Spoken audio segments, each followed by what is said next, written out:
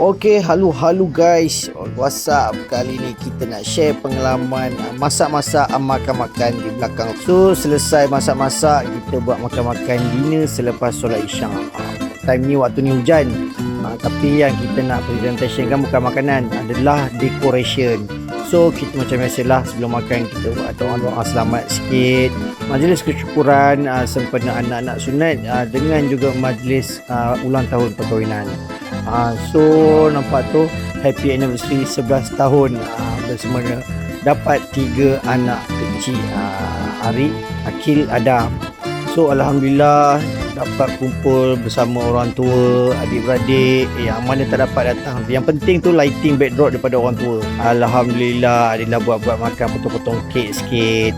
So dapatlah gambar tu cerah sikit. Selamat ulang tahun perkahwinan 11 tahun 25 12 25. Bye bye guys.